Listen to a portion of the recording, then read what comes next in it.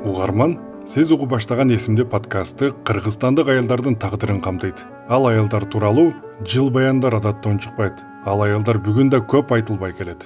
Бирок алардын коомго кошкон зор салымы талашсыз. Подкаст алардын аттарын, алар тууралуу эсти кайтарууга умтулат. Аялдардын образдары баатырдык мүнөзгө эмес, анткени баатырлыгы жашырылган. Анда эсимде подкастынын аялдарга арналган экинчи эпизодунда агартуучу коомдук ишмер Ишеналы Арабаевдин кызы Аккагаз Арабаеванын тагдырына токтолобуз. Аккагаз атасында билимдүү ишине берилген агартуучулукка умтулган инсан экенин изилдөөчү Аида Кубатованын эмгегинен баамдоого болот. Адегенде Аккагаз Арабаеванын кол жазмалары кантип ачыкка чыкканы тууралуу окуялардан баштасак.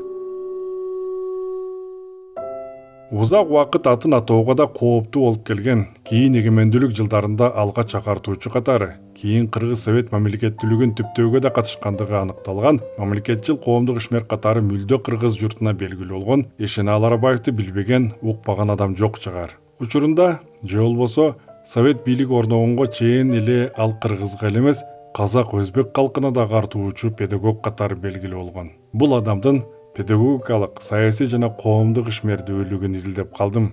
Ошондон улам кийин Ишеналы Арабаевдин бир тууган агасынын небереси Майрамкан Арабаева менен таанышып, абдан жакшы мамиледе болдук. Тилекке каршы Майрамкан эже 2021-жылы оорудан аламдан өтүп кетти. Эже менен акыркы ирет жолугушканыбызда балким өзүнүн абалы начарлагандыгын сезгенби, айтоор менден суранып, тарых музейине алып баруусын өтүндү.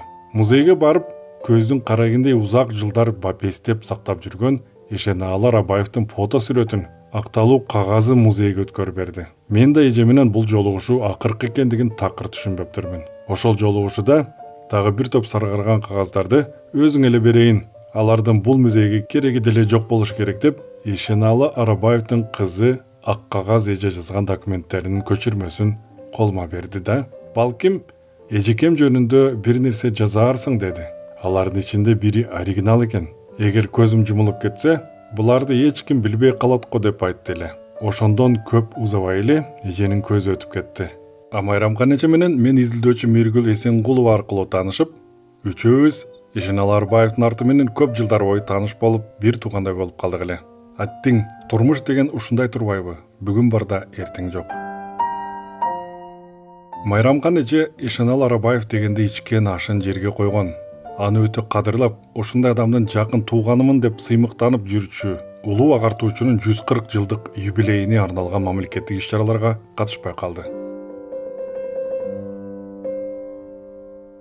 Кеп нугун кайра Ишеналы Арабаевдин кызы Аккагаз эже тууралуу табылган маалыматтарга бурайын. Биз Аккагаз эженин кыргыз, орус тилдеринде бир нече жолу жазган автобиографиясын окуп чыгып, анан сиздерге баянды сунуштап жатабыз.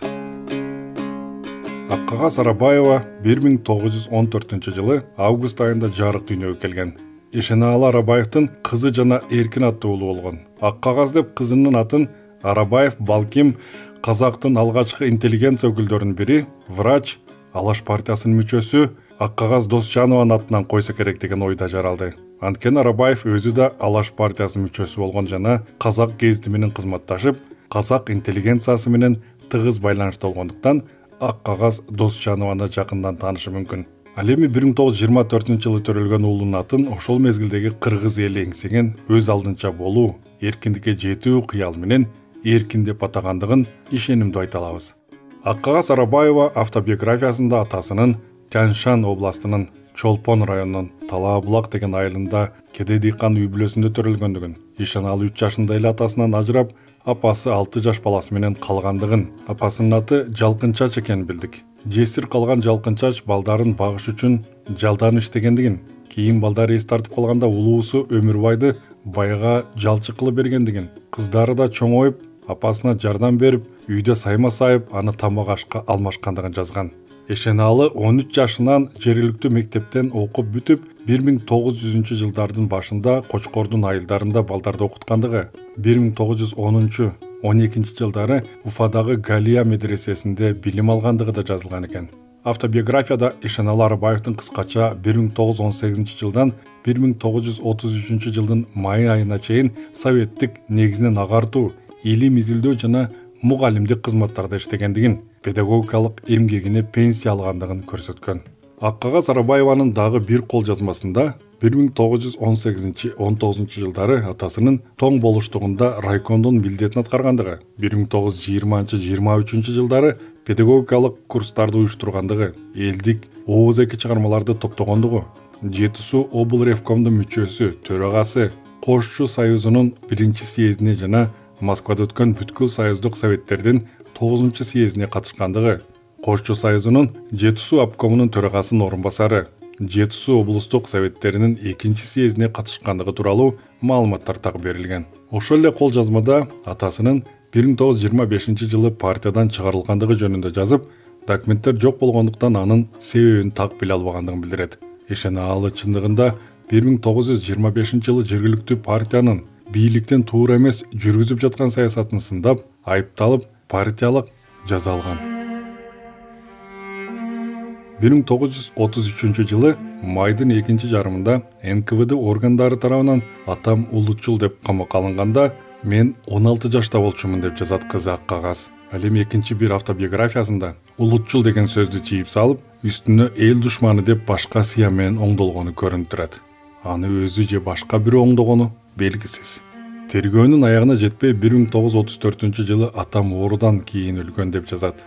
Иш жүзүндө Арабаев 1933 жылы каза тапкан. Аккагаз Арабаева көпчүлүк балдардай эле ата-энесинин камкордугу алдында чоңойот. 1927 жылы атасынын жолун жолдоп Бишкектеги Кыргыз педагогикалык техникумуна кабыл алынат. Студенттик турмуштун кызык күндөрүн башынан өткөрүп, билимге умтулган жаштар окуу менен эле чектелип калбастан, студенттер музыкалык хор студиясына да катышат. Бул ийримге келечектеги композитор Абдулла Смалдыбаев, акын Жума Жамгырчиев, келечектеги жаш муундарды тарбиялоочу мугалимдер Төлөнбай Данияров, Аккагаз Арабаева, Айшакан Түмөнбаева катышкан. Окутуунун жүрүшүндө физкультура сабагынын киргизилиши, спорт менен байланыштуу ийримдердин, мисалы көркөм гимнастика ийриминин ачылышы студенттер үчүн жаңылык болгон. Аккагаз мугалимибиз Базаркул Москвадан физкультурадан жакшы окуткан бир аялды алып келди. Биз анда физкультура деген эмне экенин да билчү эмеспиз. Эркек балдар гана ары-бери чуркап, оюн ойношчу. А жаңы физкультура мугалими көркөм гимнастикага үйрөтүп баштады. Базаркул жаныбызда жүрүп, сабак кандай жүрүп жатканын, жана биз эмнени үйрөнүп жатканыбызды сурап турчу деп эскерет. Аккагаз Арабаева менен Мискина Алиева, Айшакан Карасаева, Нурия Ишмамбетова, Курман Кыдырбаева, Гүлинса Мамбетова жана башка 10 жакын кыргыздын алгачкы билимдүү кыздары окушкан. Алар жатаканада жашашкан. Окуу жайдын директору Петр Юдахин кыргыз кыздарына чын дилден камкордук көрүп, аларга ыңгайлуу шарттарды түзүүгө аракеттер жасаган. Айрыкча кыздар үчүн тынчсызданып, түнкүсүн айрым учурларда таң саардан келип, көз салып турчу. Ал турсун ашканада тамактанып жатсак да карап турчу деп эскерген Аккагаз Арабаева. Юдах менен катар эле окуу бөлүмүн жетектеген Базаркул Данияров да студенттерге кыргыз тилинен сабак берген. Ал жаштарга жакын болуп, кыргыз тилинде таза, так сүйлөгөнгө, эрдаганга, кыргыз бийлерин бийлегенге, кыргыз тилинде газета чыгаранга үйрөткөн. Бир күнү Базаркул Данияров: "Аккага сен диктант дил баяндарды жакшы жазасың. Кагапар айтып болсо сүрөттү мыкты тартат. Экөөңөр октябряттар менен пионерлерге арнап газета чыгарып, атын Балапан деп койсоңор дурус болот эле" деди. Ошентип Гапар экөөбүз жана дагы бир нече жардамчыларыбыз менен техникумда кыргыз тилинде газета чыгарганбыз деп эскерген Аккагаз Арабаева. Базаркул Данияровдун жардамы менен техникумда 5 пионер отряды уюштурулуп, алар үчүн хор ийримдер иш алып барган. Хор ийримине Аккагаз Арабаева да солистка катары кошулуп, концерттерди коюп турушкан.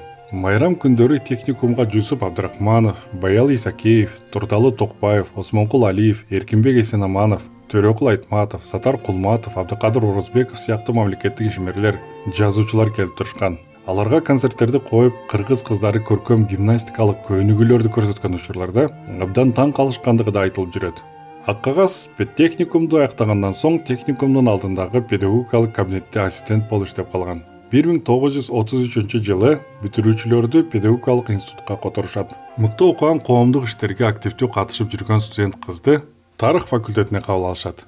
Окуп жүргөн учурда атасы Ишеналы Арабаев кыргыз интеллигенциясынын ичинен алгачкылардан болуп, жалган жалаа менен түрмөгө отурулган соң, жаңыдан эле келте оорусунан жакшы болуп баш көтөргөн Аккагазды камалган эл душманынын кызы катары жылдын аяк ченинде институттан чыгарып салышат.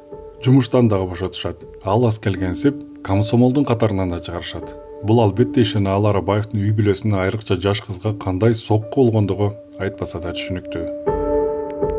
Ошентип окуудан да чыгып, 1,5 жыл жумушу да жок калган. Мугалими Базаркул Данияровго жолугуп калганда, ызасына чыдабаган ак кагаз ыйлап, эмне кыларын билбей жаткандыгын, кыргыз мектептери жок, 9-мектеп болсо алыста жайгашкандыгын, орун жоктугун айткан учурда, ал кызым үйдө эле окуй бер, эч нерсеге караба, кыйынчылыктар да өтөт. Сен дагы келесиң, мен билем сен өтө тырышчааксың деп жылуу сөздөрүн айтып жубатат. Үйдө болсо жаңынан 9га кадам койгон энеси Эркинди өзү карап, тарбиялай баштайт. Анткени атасы камалгандан кийин балдарын эптеп багууну көздөп апасы аргасыздан иштей баштаган.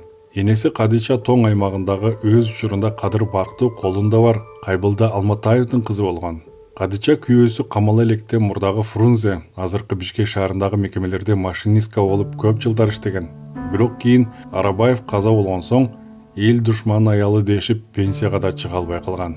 Эмне кыларын билбей кыйналган ак кагаз кыйын экенин түшүнүп турса да, Базаркул Данияровго кайрадан кайрылууга аргасы болот. Бирок буга карабай, ошол учурда эл душманынын кызы катары эсептелген ак кагазга жардам берүү өтө кооптуу экендигине карабастан, кызга боор тарткан Базаркул Данияров техникумга чакырып, методист лаборантка кылып орноштурат. Муну менен эле чектелбестен, аны кайрадан 1936 педагогикалык институтка кайрадан кабыл алынышына да көмөк берген. Бирок үй бүлөлүк шартына байланыштуу анын окунулантууга мүмкүндүгү болбой калат. Жакын тааныштары, туугандары катышкандан тартынып калган агартуучунун кызына агайы анын үстүнө Ишеналыны урматтаган Базаркул Данияров колунан келген жардамын аяган эмес.